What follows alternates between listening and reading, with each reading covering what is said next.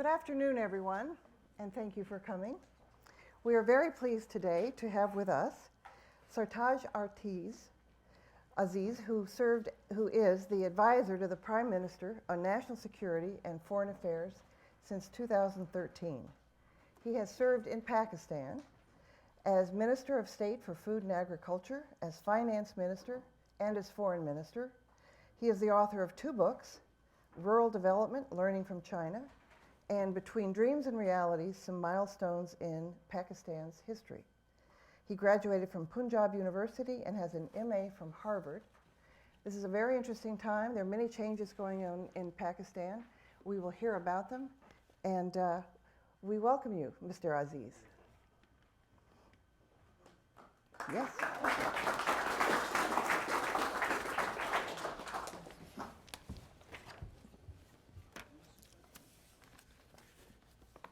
So Richard Haas, participants, I am indeed very honored to have this opportunity to speak again at the Council on Foreign Relations.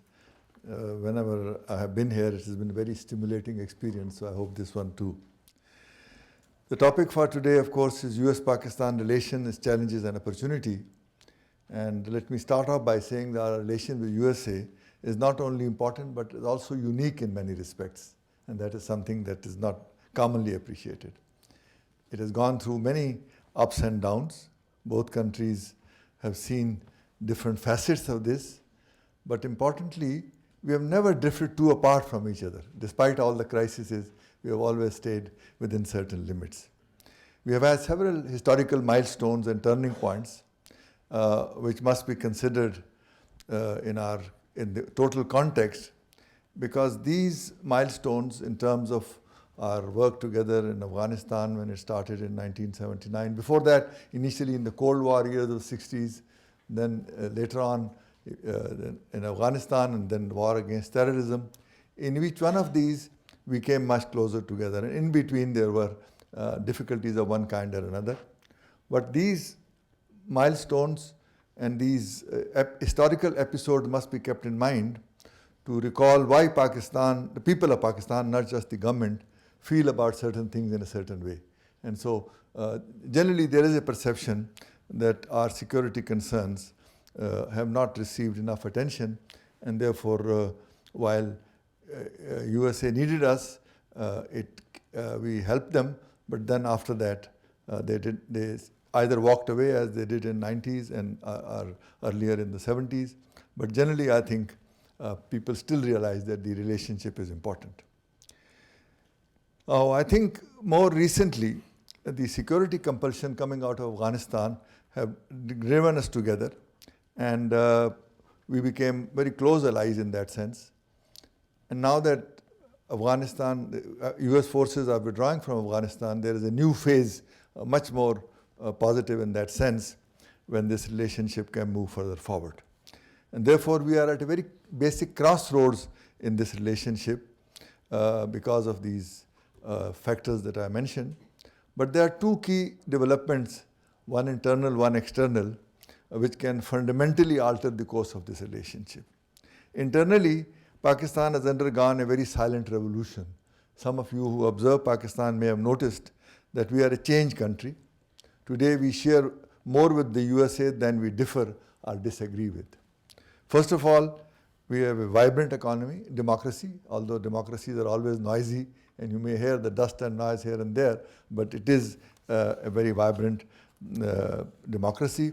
And more recently, when an attempt was made to dislodge an elected government through agitation, the entire parliament came together, all the opposition parties came together and said, no, this precedent of any elected government being dislodged by demonstration is not right. So that shows the vitality of the democratic process.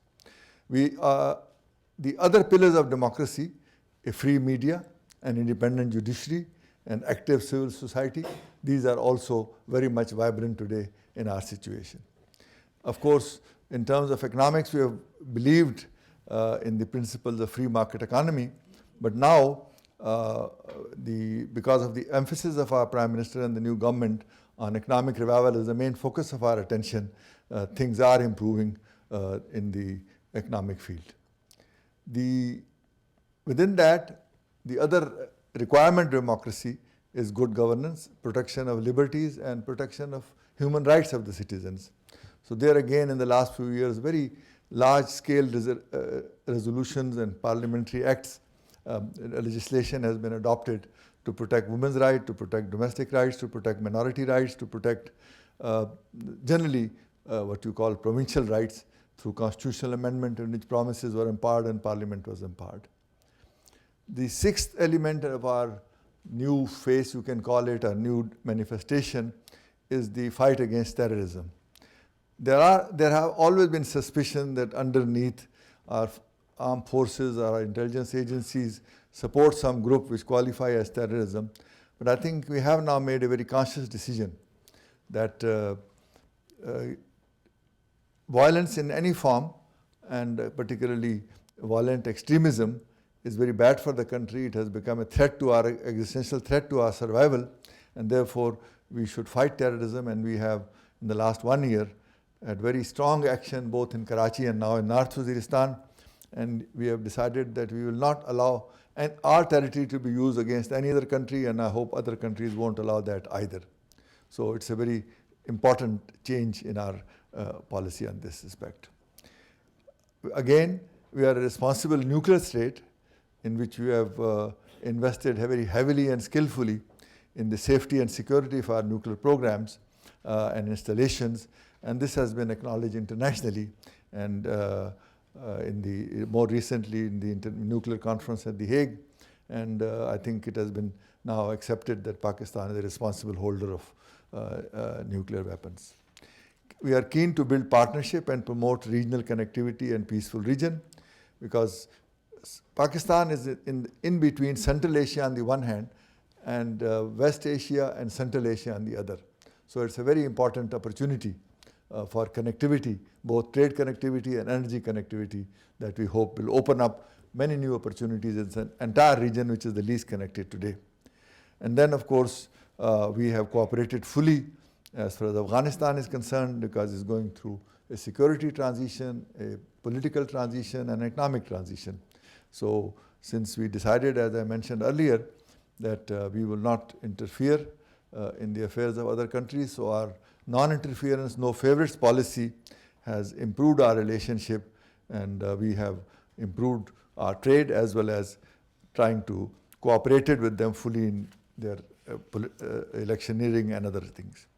I think finally, normalization of relations with India is also a part of our policy, because the Prime Minister's agenda of economic revival is not possible if you don't have a peaceful neighborhood.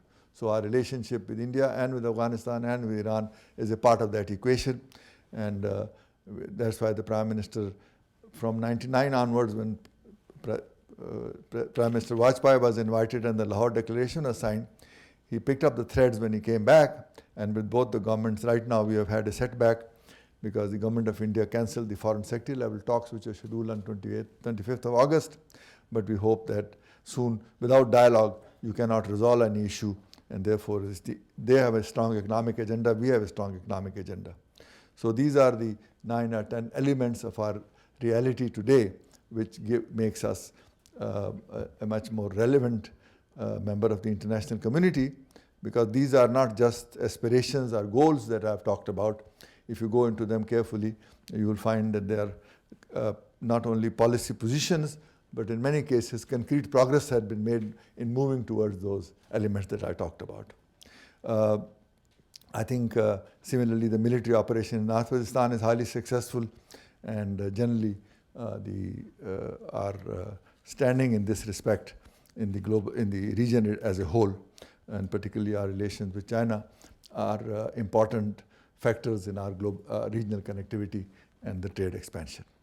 So this is the one dimension to look at, that in Pakistan's own policy stances, its movement and its priorities are in line with what is required of us as a responsible member of the international community. But the second part of this transformation, a second element of this change situation, which improves the prospect of better relation with the United States, is the transformation in the global environment that is both uh, dominates the world, not only the media, but all the policies that are focused on foreign policy and security. There's a rapidly growing arc of instability and rising adherence to extremism, which is a threat to everybody, as you all know today. Ragtag militias are taking over regular standing armies, as we have seen in Iraq and in Syria. Forces of modernization and democracy are under attack. And they are, as we all know, these extremists are both vicious and thrive on an environment of fear and isolation. So these are challenges that the global community as a whole faces in different parts of the world. And therefore, in this entire scenario, Pakistan, as the sixth largest country and one of the largest democracies in the Muslim world, with well-established state structure and institutions, including a disciplined standing army, an English-speaking and Western-trained civil military bureaucracy, serving an elected government and empowered parliament, could be a beacon of hope and promise for those who are still undergoing transition and transformation. So in this backdrop, I believe Pakistan stands as an ever more important vantage point to contribute to containing the widening security challenges. And a strong US-Pakistan partnership is therefore not only strengthen Pakistan's ability to contribute to security and stability in the region, but also perhaps in the world. So as we look ahead at these opportunities and challenges, we consider the United States as a vital partner for the future. We are keen to base this enduring relationship on principles of mutuality of interest and respect. It is with this clear realization that both sides have made a deliberate choice and an effort to better understand each other and to remove any irritants that may still remain. Happily, in the last 12 months at least, since the Prime Minister's visit to Washington in October, the US-Pakistan relationship are on a positive trajectory. Sustaining this positive momentum in our relation is paramount importance to us. Its endurance and strength in the long term depends on the people-ethnic-centric dimension and not on the calculus of political expediency. That is why we believe more in trade rather than aid, because aid just goes to the higher echelons. Trade promotes employment and it expands people-to-people contact, and that's why our focus is on expanding trade and investment. And this, of course, all this requires building trust, because the more important element of any strategic relationship is trust. Trust not just at the governmental level among the institutions and different levels as you go down. And we are working very hard in different working groups under the strategic dialogue concept on trade, on education, on energy, on terrorism, on strategic weapons and nuclear weapons. And so there's a very extensive agenda for these discussions, which once a year is reviewed at the ministerial level. So I hope that these building blocks in view of the broader global and regional environment will further strengthen this relationship. And as you watch this relationship in the coming 1 or 2 years, you will be happy that this much needed collaboration on global and regional issues has come together to meet the much growing challenges that we face in the coming years. And I think we will both be better off for doing that. So this concludes my opening remarks, and I'll be glad to elaborate on any of these points in the discussion that will now follow. Thank you.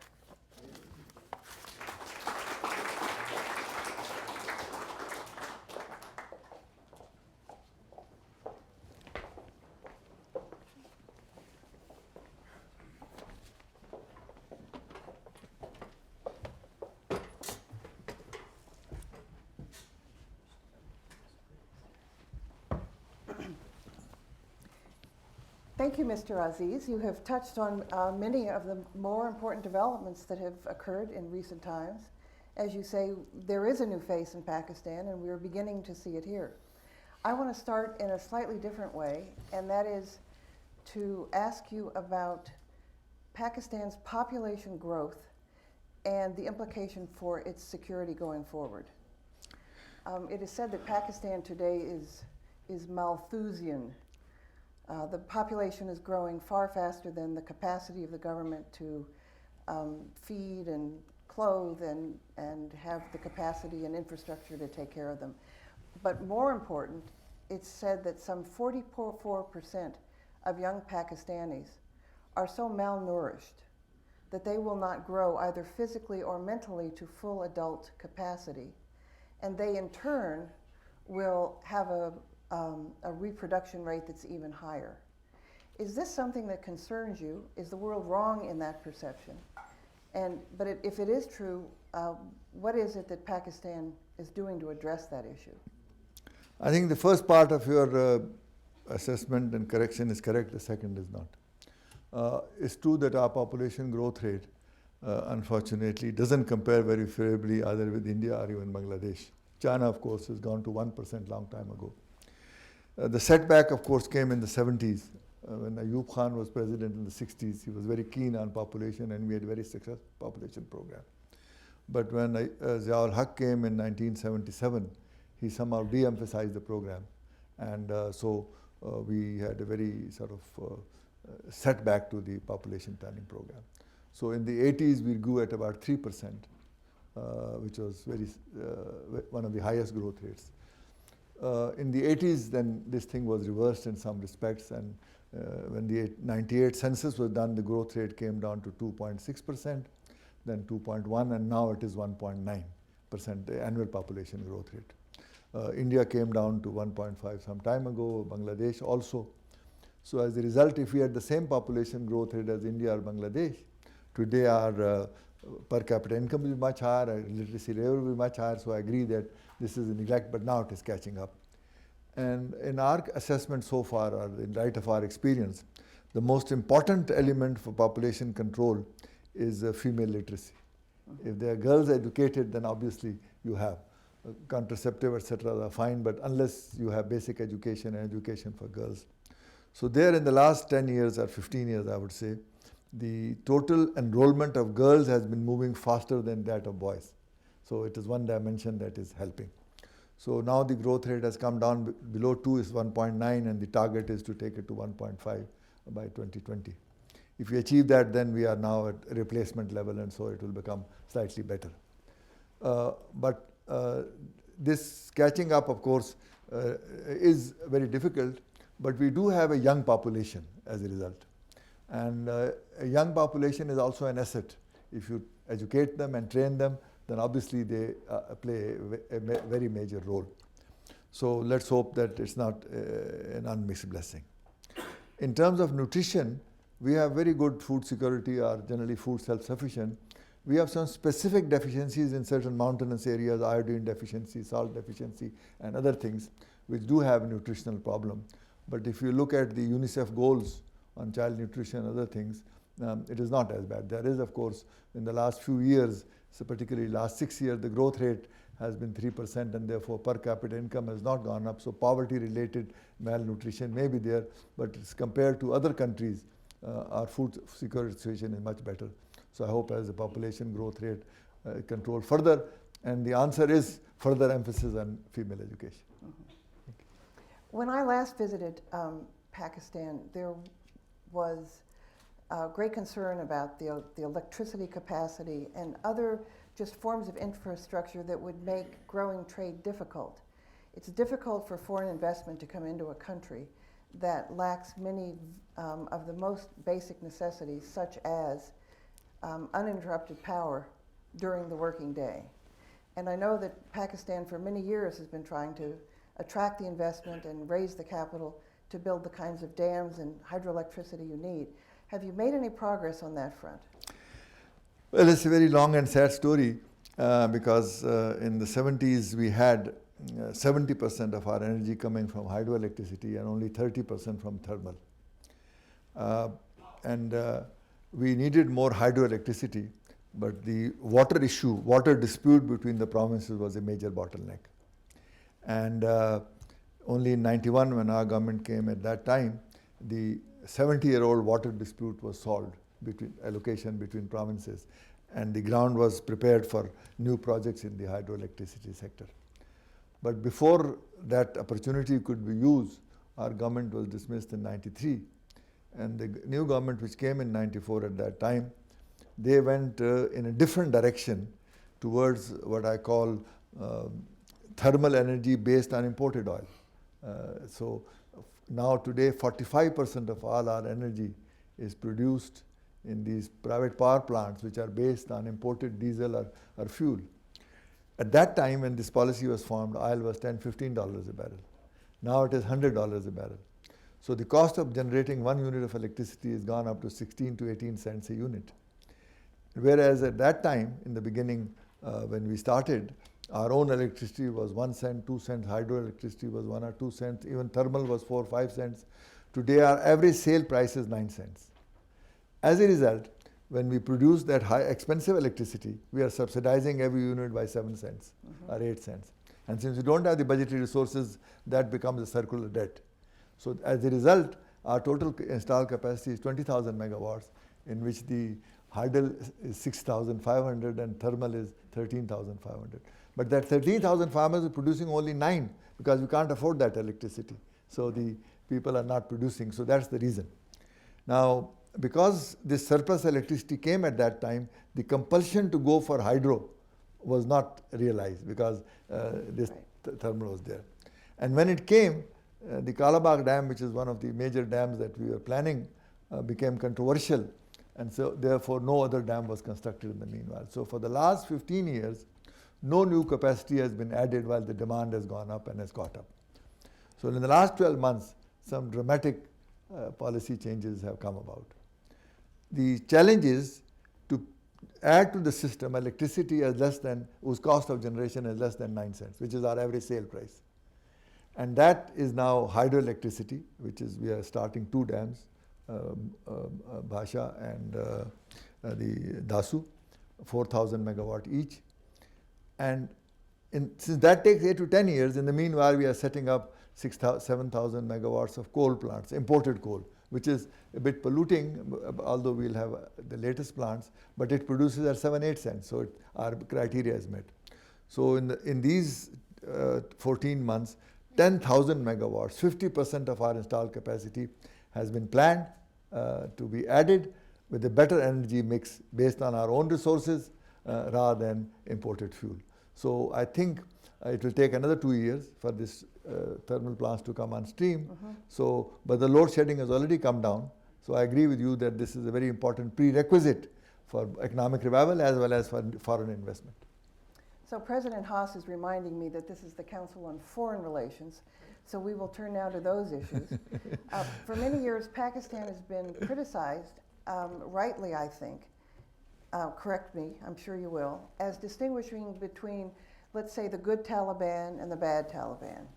Pakistan would fight the militants in, say, North Waziristan and the Fatah, but when it came to the south, to the Haqqani network, to Baluchistan, well, it's always seemed that the Pakistan government was willing to look the other way. And as a result, many insurgents were able to cross the border into Afghanistan, where they killed Afghan, US, and other ISAF soldiers and police, and then found sanctuary back across the Pakistan border. Are you saying, and is your government saying, that that policy has changed, as your, one of your ministers has said, there's no longer a good Taliban and a bad Taliban? Would you explain more about how that came about and what implication that has? We, of course, want the implication to be that you're now willing to fight them all. I think we'll have to go in a bit of history in this case. Okay. When the Russian invaded Afghanistan in 1979, both USA and Pakistan decided that the best way to defeat them is to train what you call local mujahideen, local holy warriors, to say these are infidels who have invaded Afghanistan, and so you should try and fight them. So these, those whom we are calling Taliban and terrorists today were the mujahideen of yesterday, whom US and Pakistan jointly funded, armed and trained. And they really succeeded in defeating a superpower with small arms. I mean, just like in Vietnam, US was defeated. Both the superpowers were defeated, America in Vietnam and Russia in Afghanistan, through small arms, without having any aeroplanes, without having any tanks or anything like that, because of ideology. Both. Now, when that happened, Taliban then started fighting among each other, because when the Russians left, and that is the first mistake that was made, when the Russians left, everybody else left Afghanistan. If at that time 1/20th, 1/30th of the amount that has been spent now on Afghanistan had been spent on Afghanistan for reconstruction, all these people would have found jobs and Afghanistan would have been a different place today. But they did not, and as a result, all these people started fighting with each other, started extracting money from people who were crossing roads. And then the Taliban came on the scene 4 years later, after the Russians left, because they felt we did not fight the Russians. The Taliban were the soldiers under the warlord, under the commanders who had fought the Russians. So these Taliban then captured Afghanistan gradually, starting with 1994, when they captured Kandahar. By 95 they had entered Herat, and 96 they entered Kabul. By 98 they entered Mazar Sharif. So they had captured 90% of Afghanistan by the time 9/11 came.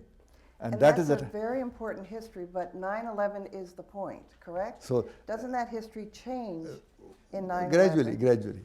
When And that was 9/11 13 happened, years when ago. 9/11 happened, and U.S. invaded Afghanistan, those very people that had fought the Russians were pushed into our side of the tribal area, because they couldn't disappear in thin air. So those who could, they came here, and now all of them are become threat to us as Pakistani Taliban, because they came here and they initially came to take safe havens, but then they realized that they need some place where they can make a living as well as improve themselves. So they established themselves in the tribal area. They started expanding. They started recruiting, and they have become a threat to us.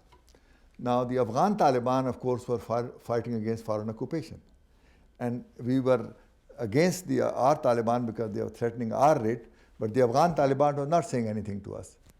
Now the people who came about here, so for Pakistan it was a very difficult choice, because we have to live with these people throughout the next centuries. You can come for 10, 15 years and then go.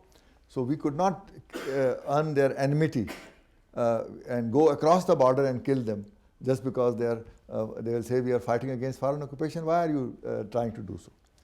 So gradually, as the Pakistani Taliban began to threaten us, we started the operation in Swat, if you remember, in 2009, 2010 South Waziristan. We had captured 6 agencies, North Waziristan is the last one. Now this is the cleaning up of our own process. And now coming back to your question, our policy now is that the Afghan Taliban coming to power by force in Afghanistan is not in our security interest. So we are no longer supporting them and their jihad or whatever they wish to call it. So that is the definition of our policy of non-interference in Afghanistan and no favorites. But that requires that other countries in the region also follow the same policy. In other words, we should not start fighting proxy wars in Afghanistan. India, Iran, other Central Asian countries, they all should follow a policy of non-interference, and we should not be, once the Afghans have solved their own problems, we can all compete in trade, investment, and reconstruction. So this is one dimension. The second dimension is that we should not allow our territory to be used against Afghanistan or any other country, provided other countries also don't allow. The second dimension is better border management in between Afghanistan, so that we have regulated flow of people and we don't allow. But many of the Afghan Pakistani Taliban have gone to Afghanistan and are now attacking us from there.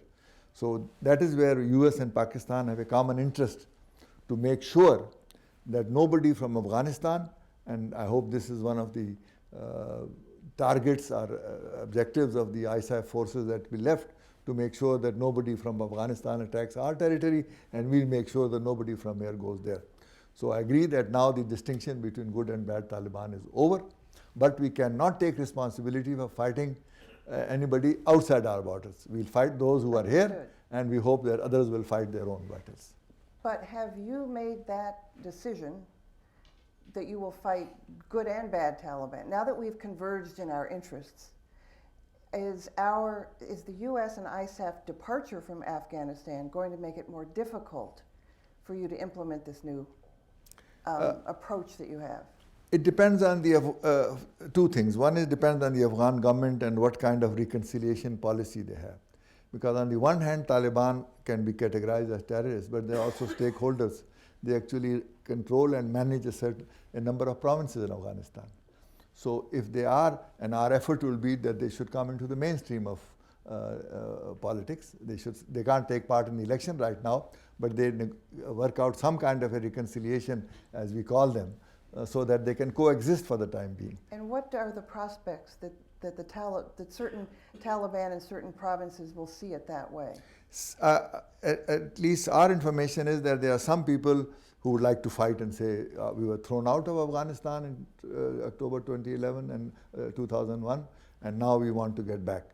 But others know that it's no longer possible. Afghanistan is a totally different country from the 90s. In the last 12 years, education, media, civil society, they've all changed in Afghanistan. And so majority of people in Afghanistan do not want Taliban to get back to power or any influence. So the space for them is very limited.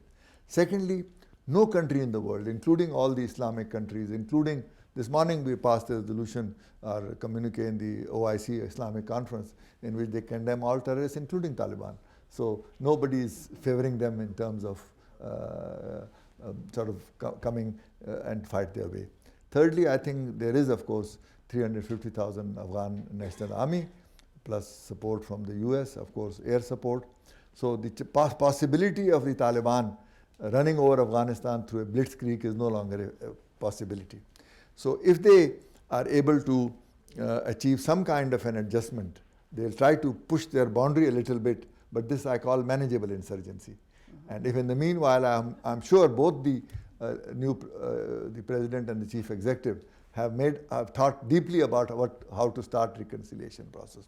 I don't think we should all try to manage like Doha or other processes from outside, try to manage. One of the important, the third one which I must mention, policy implication here, is that for the last 12 years, everybody has been trying to macromanage Afghanistan from outside. We must allow Afghanistan to grow up, to manage their own affairs, and they're very wise people. Once you left to them, they do so. And whatever help they need, we should give them. But we should not tell them, you do this, you talk like this, you don't, this is the package, this is that. So I hope that this policy will be followed by every one of us, and we will allow Afghan to decide their own future. Thanks. Sorry for this long answer. The Pakistan Army this past week announced a new chief of the Inter Services Intelligence, General Akhtar. Is this choice part of the new face of Pakistan? This is a gentleman who studied our U.S. Army War College in Carlisle. In 2008, he wrote a paper calling for more stable democratic systems in Pakistan and for less anti-Americanism in Pakistan. Is his selection a piece of the larger new face that you've described to us today? I think his basic choice was his experience in fighting terrorism, because in Karachi he managed a very good operation. And so the basic thing was he's a good soldier and he's got experience, because that is a priority in the coming earth. These other things are bonus. I mean, they happen to be good, so that's good. And who does he work for? Does he work for the it's a dual. For the army or for himself? No. The DJSI, of course, is under the army chief, but he has special reporting responsibility on intelligence matter to the Prime Minister. So he is the one of few people who does brief the Prime Minister independently. Otherwise, other senior officers of the army, they should not come to the Prime Minister without consulting the army chief. That is the system. But he is one officer of that level who can report, or he can be called by the Prime Minister to brief him on intelligence matters. And that's the way the system is set up. Is that the way the system actually works? Because as you know, there are many in the West who believe that there are three governments in Pakistan: the government, the army, and the ISI. Are you saying that the system that, as it is set up, is in fact the way it's now is functioning, and is that a change from prior years? You see, two things. One is that since we have had prolonged periods of military rule, there was only one government and they did everything, etc. And the brief spells of civilian government which came, they never develop the capacity, the research capacity or policy making capacity to deal with security issues. And so indirectly they continue to manage those. So this was inherent in the structure.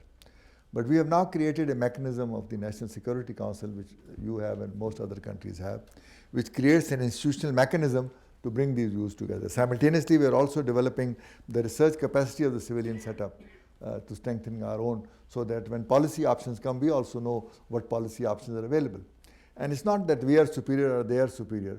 It's only a different perspective. So when you bring the two perspectives together on the table, then you look for common ground and then you evolve. And this policy on Afghanistan that I mentioned was actually evolved by the Security Committee. In our very first meeting on 22nd July last year, this question was asked. Whatever we make a security policy, the basic barometer is it good for our security or not? So then the question asked, is Taliban coming to power by force in Afghanistan in our security policy? Everybody said, no, it will be disastrous. So then it became a policy. So as you see, the system is now evolving that way. I won't say that we have achieved that coming on one page, as they call it, immediately, but the process is moving well. Thank you. I would now like to open this up for questions. Please stand, identify yourself, speak into the microphone, and if you could be short and crisp, apparently unlike I have been. Ma'am in the middle.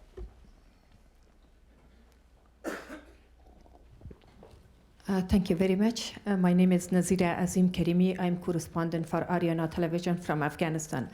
And originally, I'm from Afghanistan. I'm so glad and delighted that we have Mr. Aziz, and you gave a very, very good statement. I'm looking forward to keep this commitment. I would like to ask you that what will be the new commitment, and keep it honestly for Afghanistan and this new situation, our new government. And also nowadays, people in Afghanistan, they're really worried about the firing rocket from Pakistan. Still, Pakistan continue to fire some rocket daily, and so many people has been killed in Afghanistan. Do you have any comment? And thank you so much.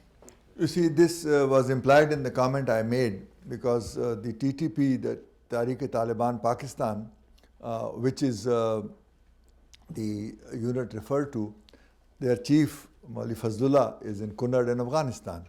And a lot of his companions and other people who have, after Nath was emptied out, they also moved there.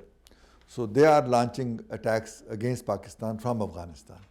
When we fire back at them, they become rockets on Afghanistan. Actually, they are not.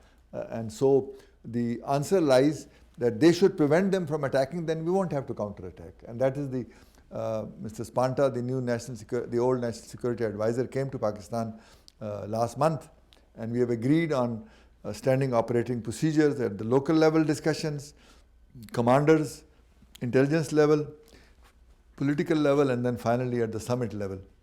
So I hope with the new Afghan government, this consultation process will be intensified.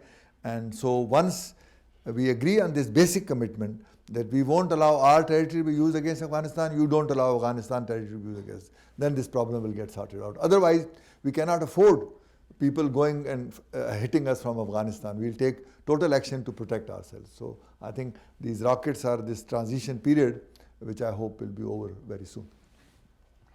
Ma'am in the front, in the red. Aracita Schaefer from Brookings and McLarty Associates in Washington, and it's lovely to see you here again, Aziz Saab. I wanted to pick up on something you said about India-Pakistan relations. You said both countries have a strong economic agenda. I wonder if you could talk a little bit about where you see, where your government would like to see the economic relationship with India going, and how strong the political support is across Pakistan for what you would like to accomplish there. You see, the economic potential between India and Pakistan is enormous. We can't even anticipate it fully. The experts have talked about trade going up from less than 3 billion to 10 billion in 3 to 4 years if you open up the trade system and improve the infrastructure. But you can never judge what else can happen once the borders are opened. energy trade can develop because there are pockets in which a lot of surplus energy is available, gas connectivity can take place, and a number of investment can happen. We were talking about power earlier. Thar coal is a very big deposit in Pakistan. Only a tail of that deposit is in India. And there are Indian companies which already set up power plants of 3,000-4,000 megawatts. They would very much like to come over to Pakistan, invest in coal, and sell the electricity both to Pakistan and to India. So these kind of possibility we can't even anticipate right now once it starts. And we, in fact, were ready. We had done all the homework to grant most favored nation treatment to India, which is now called, because this non-discriminatory market access. Because previously this term most favored nation doesn't translate very well into our language. How can you make India the most favorite country? Because it basically means normal trade relation. It doesn't mean, most favored, but GATT discovered this thing in the 60s and that somehow has survived. So we therefore retranslated it into NDMA. So we were ready with that package. But then the change of government was taking place, and we received kind of signals that it will be better for us to wait for the new government rather than otherwise it becomes an election issue for them. And we were hoping that the Prime Minister was invited for the inaugural session of Prime Minister Modi on the 26th of May this year. And he went there and they had a very good bilateral meeting. And the Prime Minister told him that you have a strong mandate from the people, I have a strong mandate, this is a new beginning. Let's use it and try to develop our relationship. And they both agreed that the two foreign secretaries will meet very soon. And they implied before September, so that if the two prime ministers have to meet on the sideline of the General Assembly, the discussion would have taken place. So the two foreign secretaries talked to each other, agreed to meet on 25th of August this year. But suddenly on the 18th of August, they cancelled the meeting. Why? Because our High Commissioner had met two Kashmiri leaders. Now those Kashmiri leaders have been meeting our High Commissioner for the last 30 years, and not once but twice or thrice a year. Every time there's a negotiation, you consult them, what do you expect, etc. So we think it was an overreaction, and it was a lost opportunity, because these two foreign secretaries have agreed on the revival of the dialogue, including trade, which was one of the items of the agenda. So now it's an interruption in this process. Let's hope the ball is now in India's court, because they are the one who interrupted the dialogue, so they have taken the initiative. But we expect the international community to point out the importance of better peace in the subcontinent, and the importance of dialogue without which peace can't be restored, so that they have the opportunity to learn from these lessons. Thank you. Farouk, I can barely see through the lights. Is that you? Yes. You're next. Mr. Aziz Farouk Katwari, good to see you. Thank you. Ambassador Schaefer really took my question. It was really relating to India-Pakistan relations, and crisis does create an opportunity, and as you know, in the last few weeks, the Kashmir Valley has been devastated. Right. Almost 30% of the people have been flooded out. So I think this sort of gives an opportunity, hopefully, for India and Pakistan to work together, especially with the kind of a disaster that Kashmir is faced with. No, I agree with that, and I think the Prime Minister Modi sent a letter to our Prime Minister after these floods. This was after the cancellation, and he offered help to the victims of floods in Pakistan, Kashmir. So obviously our Prime Minister said the same thing. But then he also added that both countries should cooperate, not only in disaster management, because both have different kind of experience, but also into dealing with the deeper causes of recurrent floods, which is, glaciers, global warming, and the climate change issues. So this is another area of cooperation, I think, potentially, which is very important if we can achieve this. Even these floods, the warning systems did not work very well. The rivers came from Kashmir, and if we had a few hours more warning, many lives would have been saved. But unfortunately, the system is not working to that extent. So these are elements of disaster management that I hope can work out. So whenever the dialogue is resumed, I hope this will be one of the items that we'll include. And I recall that the U.S. gave a lot of assistance to Pakistan after To earthquakes, 2010, after floods. 2005 And I was there 2000. shortly thereafter and thought maybe somebody would remember it. But it, once the disaster was more or less stabilized, the good opportunity seemed to be lost. I think, Harry, you're next, and then you in the back. Sir Harry. Second, third, or fourth, I don't know. You're next. Harry, here. Mr. Minister, first of all, I've been going to the subcontinent for many years, but I'm very impressed by the struggle you made to prevent Pakistan becoming a nuclear power. Now you have 100 nuclear weapons. What the hell are you going to do with them? Why do you need them? We in the West, whatever we like to call ourselves, are not particularly impressed by governments in the East who succumb to ISIS. So just reassure us, why do you need 100 nuclear weapons? What are you going to do with them?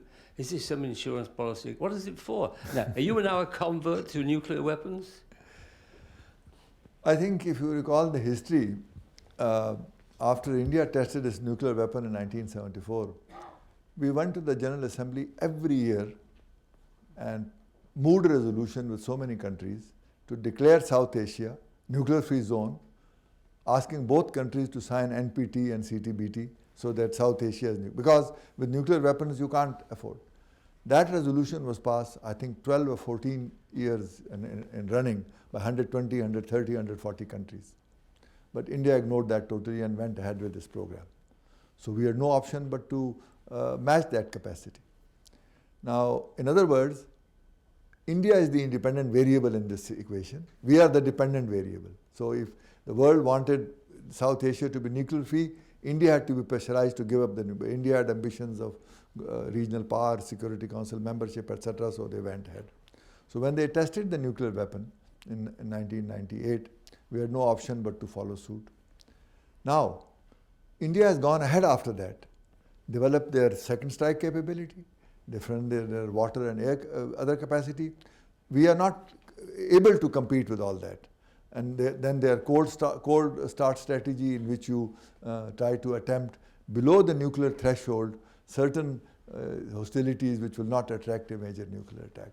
So these are the domain of the experts to decide how like USA and Russia, if you recall, how do deterrent works and how does it not work. So our nuclear program is entirely deterrent in nature, in the sense that if India, we have to have enough parity to defend ourselves. And if we hadn't nuclear weapons in 2002, after the Parliament attack, we would have had a major war with India and several other opportunities. So there is no question that the nuclear capacity has given us some insurance, because our conventional capacity, the gap is increasing. In some years, the increase in India's defense budget was equal to our total defense budget. So you can't possibly compete, and nuclear is the only one. So I hope, and I think your experts now understand this very well, and they have virtually accepted. So I don't think anybody needs even one weapon, because it's never used, but it's a deterrent that you have to keep in mind the calculation as you go along with your adversary. Keep your hand on the key. Oh yeah, of course. Don't worry, nobody will misuse it. Right, and take the components off the trucks that are driving around Pakistan. Yes, sir, in the way back. Thank you. My name is Anshuman Apte, and I'm covering this event for Voice of America Afghanistan service. Yes. My question is that the new president will be sworn in Afghanistan. What will be Pakistani government's expectations from the new government in Afghanistan and from the new president to achieve a long-term peace? Well, I think our representative have been in touch with both of them, and the Prime Minister has also talked to both of them. And I think they both expressed a very strong desire for not only strong but special relationship with Pakistan. Because Pakistan and Afghanistan are like twins. You can't really separate them. We have all the essential items in Afghanistan go from here. 35,000 students are studying in our universities and colleges, and they don't even require passports or permissions or anything, scholarship. They just come like normal citizens and get admission, and they are readily admitted in our universities and colleges. Then about 50,000 in busy period, 100,000 people cross every day from Afghanistan into Pakistan to do work and then go back. So I think the relationship is very, very strong. But these, unfortunately, these global fault lines that have been traveling to our regions have created these problems in our relationship. And now there's an opportunity for us, once we deal with the terrorist and extremism and achieve peace and reconciliation, because on the economic front, we have already a very strong agenda of common, better road linkages from us to up to Kabul, because right now the road linkages are not good. Some rail links, common power plants, so that both countries can share electricity, and much better transit trade facilities. And we have managed to solve some of those problems because Afghanistan is landlocked and need this facility. So we are hoping to establish contact with the new government as soon as sworn in on the 29th, and I hope that it will see further. We have already improved our relationship considerably in the last 12 months, but I see it moving further much better, particularly if the external environment remains peaceful and trouble-free. Yes, Miss in the middle. Thank you very much. Laurie Garrett from the Council. TTP in particular, but Taliban generally, have issued fatwa after fatwa and assassinated now, I think it's 63 healthcare workers that have been trying to do polio vaccination in your country. And as a result, you have out-of-control polio. And yesterday, all your polio vaccinators went on strike for lack of salary, saying that they were not getting paid enough to stand up against possible assassination. And the strain of polio circulating in Waziristan is genetically identical to the newly exported strains in Syria in the ISIS-controlled areas. What can you say to the world to assure us that all the children on the planet are not at risk of paralysis because Pakistan cannot control polio and stop the TTP from assassinating vaccinators? Well, this is a very legitimate question, and the problem started some years ago when, of course, the tribal area was infested by the Taliban, who were pushed out from Afghanistan into our part of the world. And they would not allow polio vaccinators to go there. And so the 6 agencies that we cleared out in 2009 and 10 were able to receive some, but North Waziristan was totally inaccessible. Now when we launched the attack and 1 million people, internally displaced persons brought to the camps, this was a valuable opportunity to catch up, and we launched a very, very vigorous campaign to inoculate, to administer polio drops to almost all the children of these 1 million population who had come. So now we have virtually plugged the system by which this virus was spreading. But some people have already moved to other parts of Pakistan, so obviously we have detected 1 case in Karachi, 1 elsewhere. So now we see in the next 12 months, because this operation took place 3-4 months ago, and from 15 June onwards, so we see a very big drop in the incidence of new cases in the coming 12 months because of this. And this will also then stop, of course, the people going to Syria is bad, not just for polio, but otherwise. And the Security Council has passed a very strong resolution to prevent fighters, foreign fighters, from going anywhere else. So that we need to control anyway. But I think this polio was a very unfortunate development which happened because, I mean, they're getting salaries, but because of the risk involved, they need higher salary.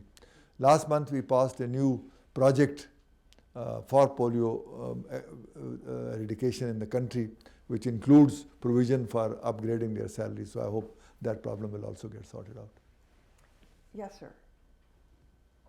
In the 3rd row here.